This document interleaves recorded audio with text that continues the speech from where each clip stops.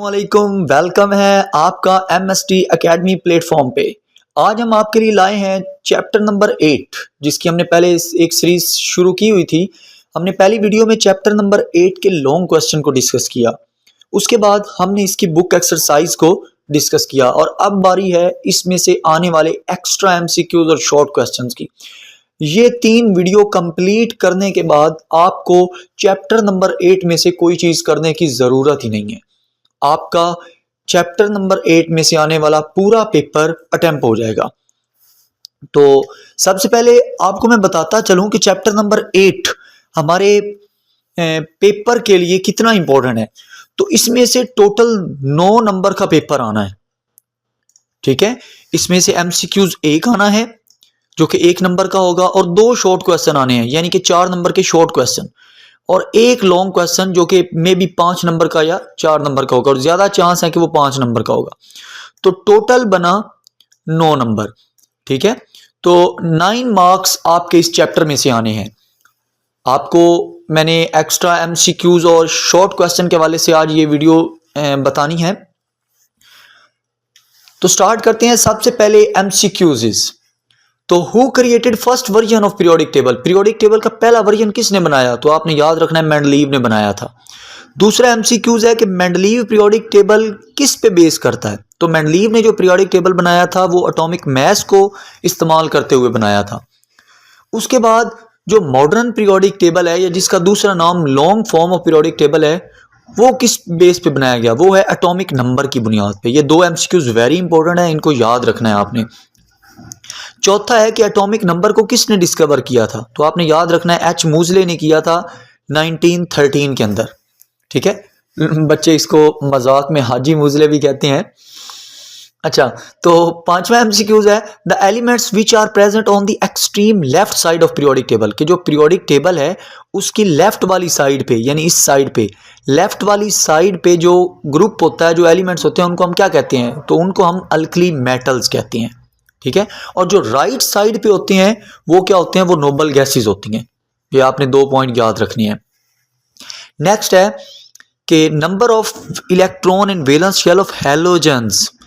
तो हैलोजेंस के बारे में आपने याद रखना है कि हैलोजेंस जो होते हैं ये वो एलिमेंट होते हैं जो पीरियोडिक टेबल में ग्रुप नंबर 17 के अंदर पाए जाते हैं, ठीक है। और एक बात, दूसरी बात याद रखना है कि उनके ऊपर माइनस चार्ज ये लाना पसंद करते हैं, ठीक है। तीसरी बात आपने याद रखना है कि इनको 1 इलेक्ट्रॉन की ज़रूरत होती है अपना ऑक्टेट पूरा करने के लिए। चौथी बात आपने याद रखनी है कि ये इलेक्ट्रोनेगेटिव होते हैं। तो हैलोजेंस के बारे में 4 बातें याद रखनी है। पहली बात कि ये ग्रुप नंबर 17 के एलिमेंट्स होते हैं। दूसरी बात, इनके आखिरी शेल में 7 इलेक्ट्रॉन होते हैं और उनको 1 इलेक्ट्रॉन की ज़रूरत होती है। तीसरी बात आपने याद रखनी है कि ये अपने ऊपर माइनस चार्ज लाना पसंद करते हैं, इलेक्ट्रॉन लेना पसंद करते हैं। और आखिरी बात, ये मोर इलेक्ट्रोनेगेटिव होते हैं, ठीक है। नेक्स्ट MCQs है how many periods are in long form of periodic table. Periodic table में कितने पीरियड्स होते हैं? तो याद रखना है 7 पीरियड्स होते हैं, ठीक है। फर्स्ट पीरियड को क्या कहते हैं? Short period. सेकंड और थर्ड पीरियड को क्या कहते हैं? Normal period. और फोर्थ और फिफ्थ पीरियड को क्या कहते हैं? Long period. इसी तरह नेक्स्ट MCQs है कि 6 और 7 वाले पीरियड को क्या कहते हैं? Very long period. First period के अंदर कितने एलिमेंट्स होते हैं? 2 एलिमेंट्स होते हैं, हाइड्रोजन और हीलियम, ठीक है। Number of elements present in normal period. Normal period किसको हम कहते हैं? दूसरे और तीसरे को हम नॉर्मल पीरियड कहते हैं। तो दूसरे के अंदर भी 8 इलेक्ट्रॉन होते हैं और तीसरे के अंदर भी 8 एलिमेंट्स होते हैं, तो 8। उसके बाद number of elements in third period. तीसरे पीरियड में कितने एलिमेंट्स होते हैं? 8 होते हैं। Which one is not found in normal period. इनमें से कौन सा एलिमेंट जो है वो नॉर्मल पीरियड में नहीं पाया जाता? मैंने अभी बताया नॉर्मल पीरियड किनको कहते हैं? दूसरे और तीसरे को। तो बोरॉन भी इसमें आता है, कार्बन भी आता है, नाइट्रोजन भी आता है, लेकिन हीलियम नहीं आता। ये पहले पीरियड का है और पहले पीरियड को हम कहते हैं शॉर्ट पीरियड। अच्छा, उसके बाद सारे ट्रांजिशन एलिमेंट्स क्या होते हैं? सारे ट्रांजिशन एलिमेंट्स जो होते हैं वो मेटल्स होते हैं, ठीक है।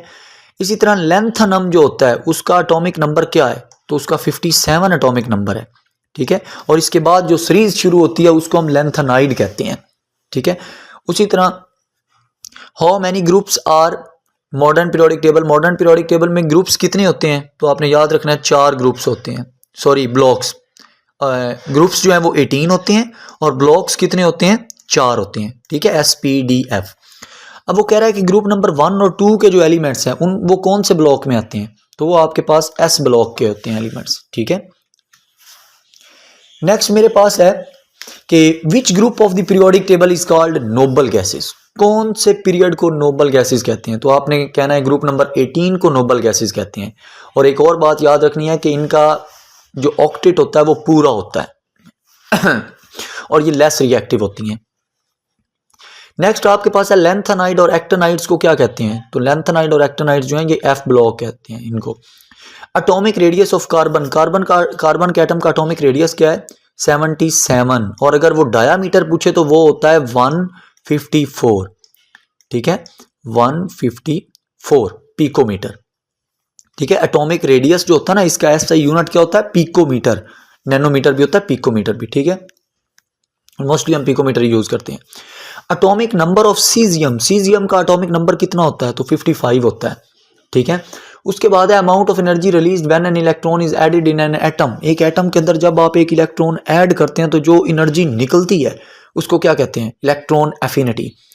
नेक्स्ट आपके पास है which halogen has lowest electron activity, किसकी इलेक्ट्रॉन को खींचने की ताकत सबसे कम होती है हैलोजन्स में से, तो वो होता है आयोडीन। और किसकी सबसे ज्यादा होती है, वो होती है फ्लोरीन, इसकी हैलोजन में भी सबसे ज्यादा है और पूरे पीरियोडिक टेबल में भी सबसे ज्यादा है। और इसकी इलेक्ट्रॉन एक्टिविटी होती कितनी है, 4 होती है, ठीक है। और नाइट्रोजन की कितनी होती है, वो 3 होती है।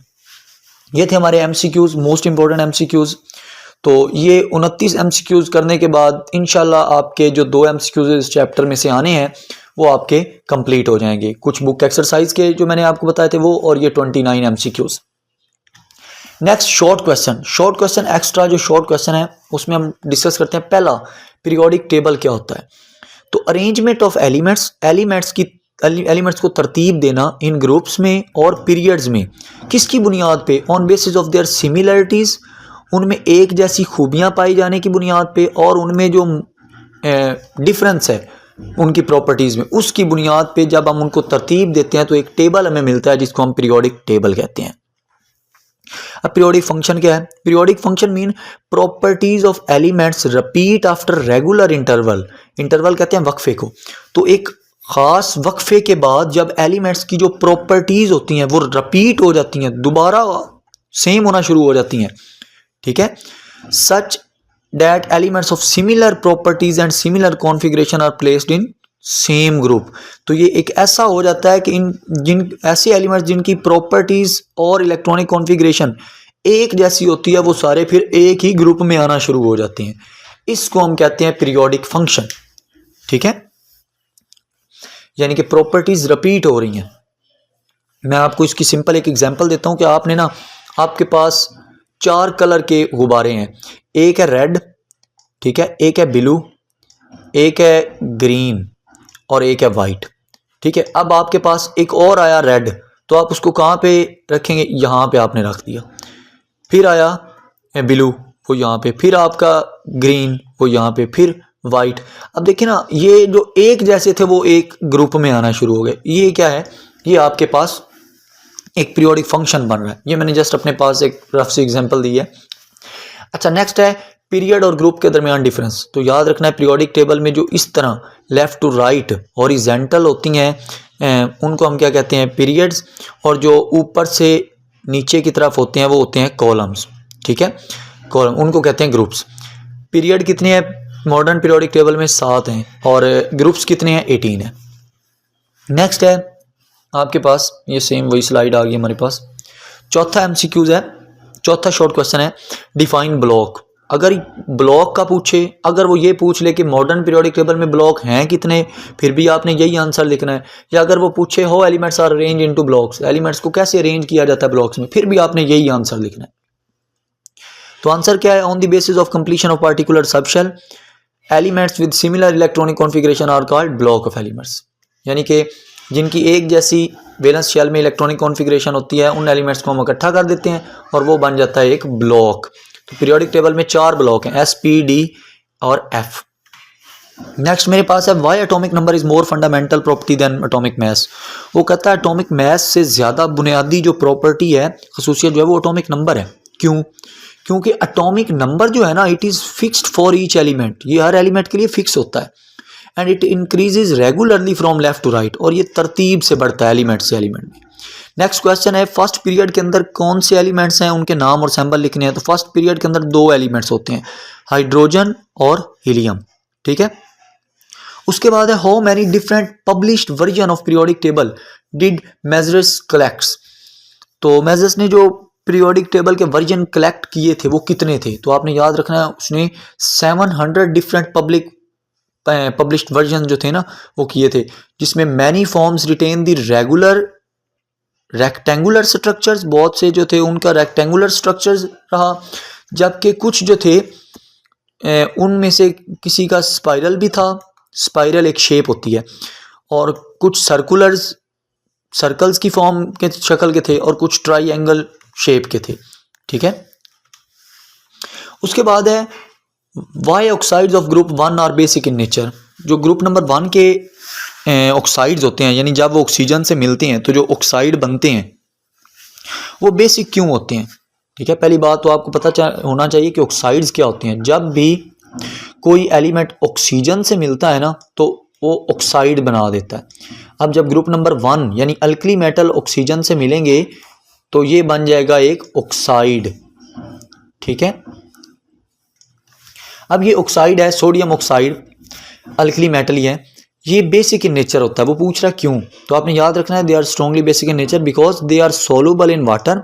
जब आप इनको वाटर में डिजोल्व करते हैं तो दे गिव अल्कलीज, ये बेस दे देते हैं, बना देते हैं। जैसे ये एग्जांपल में देखें NaO, अल्कली, ये एक ऑक्साइड है।